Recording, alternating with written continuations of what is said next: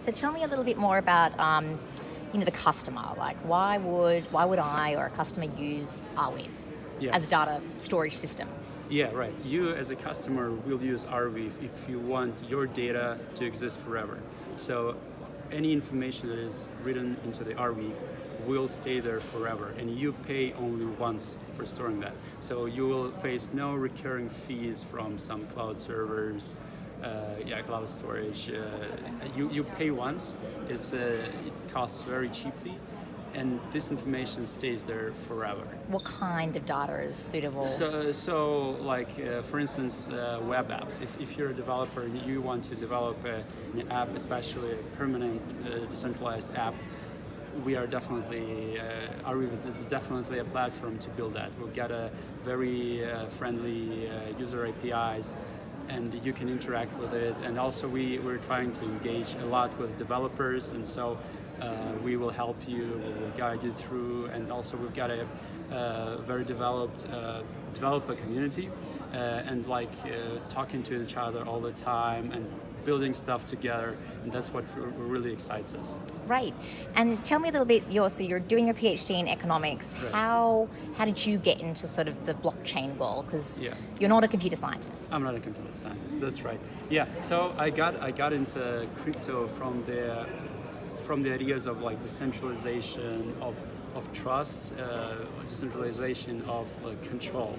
So I was studying more finance, and finance is a very centralized, especially on the highest level and government level and banks level. It's a pretty centralized infrastructure. Like there are so many rules, and there is a lot to fix there. And those are at the top, they're basically not interested to change the system because they are benefiting from it. Mm-hmm. And so this taking away control from them and distributing it among the people, where we don't have to trust one certain person or one certain entity, but rather we trust the technology, we trust the network that comes to a consensus for each particular state of the network. That's where how I came to blockchain, to decentralized technologies. Mm-hmm. And so at some point, so there are blockchain is really different. Companies there, they are sometimes trying just to put blockchain in their name, but it actually doesn't make sense. They're actually out of all the blockchain applications so far, over 90% is just crypto. It's just scam actually. It doesn't really have intrinsic value in it. So when you bring blockchain to it, it doesn't really have intrinsic value. So people are just trying to earn some money and stuff. But decentralized storage is really something that really makes sense, where blockchain and blockchain-like technologies really work, and with these networks developing, we're gonna bring a more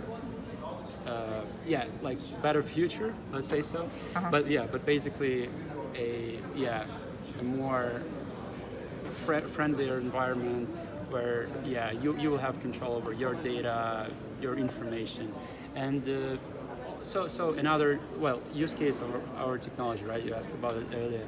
So for instance, we'll get a web application like a Google Chrome extension, Mm-hmm. with which you can archive any web page or a PDF. Mm-hmm. So we're living in the age of fake news. People in power are trying to control what we're thinking, what we're engaging with, Mm-hmm. what we want to read, etc., etc. And they often alter this information, so they change it. And so almost all the publishers out there, they often change the web articles that they publish. Before, when this was paper, the only thing you could do is you could just, if you print a newspaper, Mm-hmm. the only thing you could do is just take it away, burn it, and print it again. Well, right now, if you publish an article online, you can just change it anytime. So it's not only about minor changes, it's about basic Truth seeking. Yeah, exactly. Yeah. It's about truth seeking, and publishers can completely change their articles or simply remove it. Right. We often seen it. So our technology, we recently caught the Sputnik International. It's like a propaganda agency. They were reporting on a carriage trade incident back in November, and so somebody from our community was able to archive this article from Sputnik about the incident, and later our community found out that that Sputnik just deleted this article, and so it's not already there on their website. You cannot find it. So they replaced it with another article with a different storyline. However, thanks to our community, they archived it, like it was back in November. Right. That article, it stays there. It stays in our network. It will stay there forever, and nobody will ever delete it. It's like a perfect revision history of the truth. Yeah, exactly. You can think of how often like data and information are altered now, but think of the old days, like Library of Alexandria. Like if our technology existed at that time, Right. this wouldn't be a disaster as it was. Or think of book burning, right? Like Right. we're living in Berlin, like where thousands and thousands of books were burned. Right. We will never retreat that. Right. Or with decentralized technologies, it's possible to make all this humanity's knowledge that was ever created to live forever for future generations. And it's really important because we cannot find a consensus of what was happening in the past, right? We cannot even find consensus on what's happening today.